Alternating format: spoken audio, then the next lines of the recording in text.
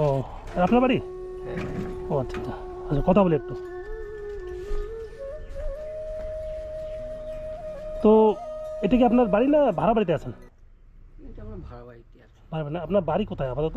আমার বাড়ি হচ্ছে পাটাকামারি, এখান থেকে 2 কিলোমিটার দূরে। তো ওই বাড়িতে আপনার কোনো ঘর টর আছে না নেই? না, ওইখানটায় কোনো ঘর নাই। মানে এইখানে থাকেন আর কি? এখানটায় আচ্ছা আচ্ছা, তাহলে একটু কথা বলি একটু।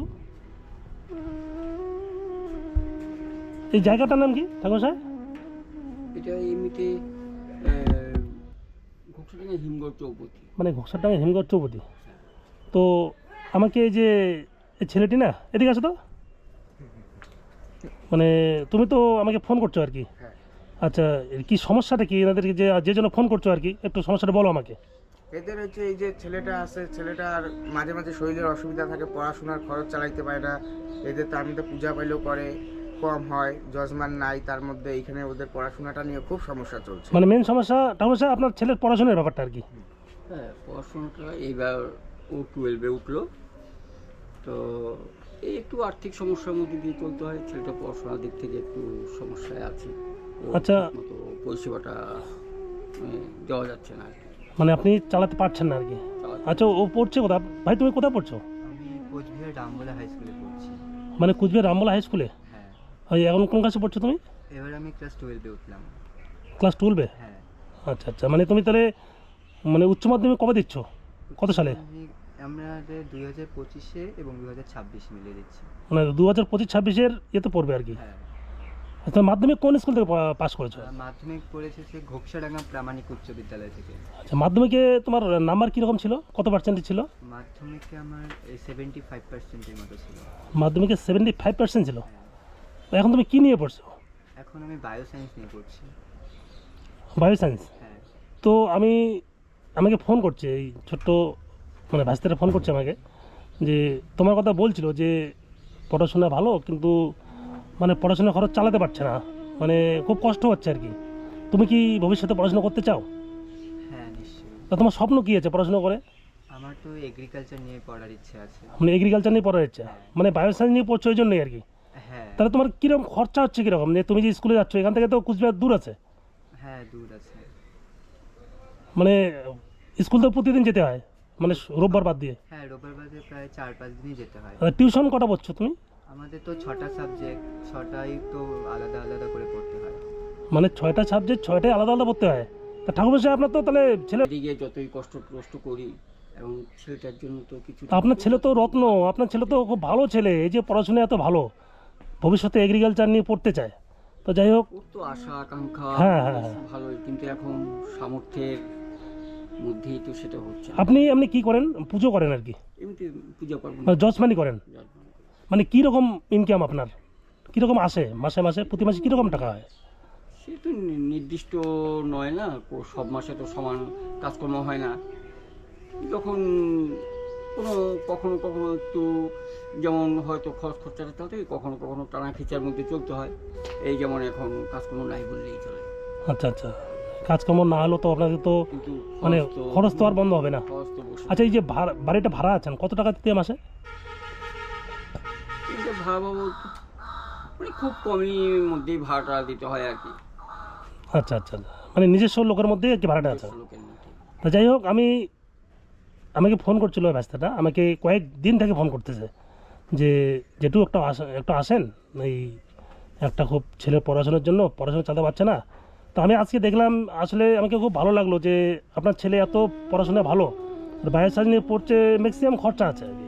তাছাড়া কুচবিহারে একটা ভালো স্কুলে পড়ছে ও, রামবোলা হাই স্কুলে একটা আলাদা নাম আছে কিন্তু, হ্যাঁ। তাই না? হ্যাঁ। হ্যাঁ, ওই স্কুল থেকে এর আগে কত একজন হলো না, রাজ্যের ফার্স্ট হলো? হ্যাঁ, আমাদের ব্যাচেই পড়ে। ও হো, মানে তোমাদের ব্যাচই পড়ে? হ্যাঁ। রাজ্যে যে ফার্স্ট হলো কিনা নাম? চন্দ্রচূড় সেন। চন্দ্রচূড় সেন। আচ্ছা, চন্দ্রচূড় সেন যে একসঙ্গে পড়তেছো আর কি? হ্যাঁ। ও কি নিয়ে পড়ছে? ও পিওর সায়েন্স নিয়ে পড়ছে। পিএস সায়েন্স নিয়ে পড়ছে। তাহলে দেখেন, আপনার ছেলে একটা ভালো স্কুলে পড়ছে, আমাকেও মানে কি বলবো আর। তো যাই হোক, আমি আসলাম, আমি এসে যা দেখলাম পরিস্থিতি আর কি, আপনার যে ইনকাম তাতে মানে খুব মানে অসম্ভব হয়ে দাঁড়াবে আর কি। আচ্ছা, আমাকে এর আগে ফোন করছিল তোমার বইয়ের ব্যাপারে, হ্যাঁ। তোমার কটা বই লাগছিল কি? আমাদের তো 6টা বই লাগবে। মানে বই কি সব কেনা হয়ে গেছে? না, সব কেনা হয়নি এখন। কটা বই কিনেছে তুমি? এখনো 2-3টে বই কিনতে পেরেছি। দু তিনটে বই কেনা বাকি আছে?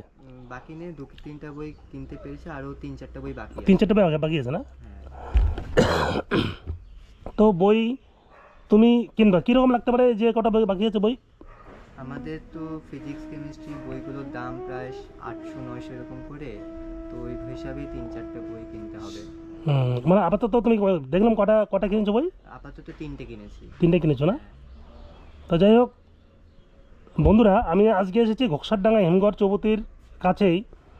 এখানে এক ব্রাহ্মণ পরিবার, এক ছেলে, মনের মধ্যে অনেক স্বপ্ন, ছেলেকে উচ্চশিক্ষা লাভ করে এগ্রিকালচার নিয়ে পড়াশুনো করে ভবিষ্যতে মানে মানুষ করে তোলার, কিন্তু বাধা হয়ে দাঁড়িয়েছে অর্থ। যারা যারা ভিডিওটা দেখছেন সবার কাছে আমার অনুরোধ, আপনারা যে যতটুকু পারেন এই ভাইটির জন্য সবাই এগিয়ে আসুন। মানে টাকার অভাবে পড়াশোনা প্রায় বন্ধের দিকে। আমি চেষ্টা করব আমার তরফ থেকে যতটুকু পারি আমি হেল্প করার।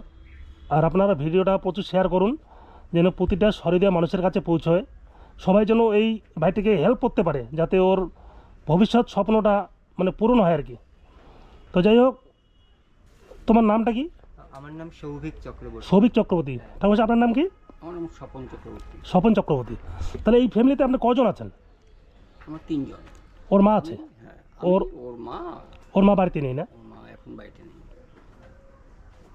তো বন্ধুরা দেখুন, নিজস্ব বাড়িও নেই, কি বলবো, নিজের যে একটা বাড়ির আপনার জায়গা আছে না?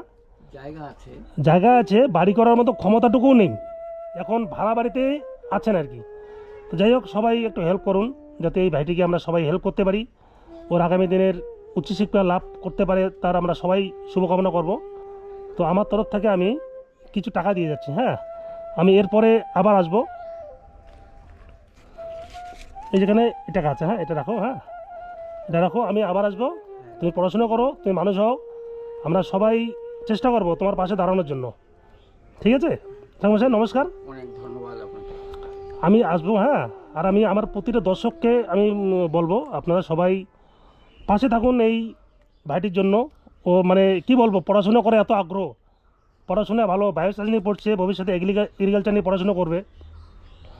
আপনাদের মানে সহযোগিতায় সম্ভব এই ভাইটিকে আমরা মানে যাতে উচ্চশিক্ষা লাভ করাতে পারি। তাহলে আমি আসলাম ঠাকুর সাহেব। হ্যাঁ, ঠিক আছে, ভালো থাকো।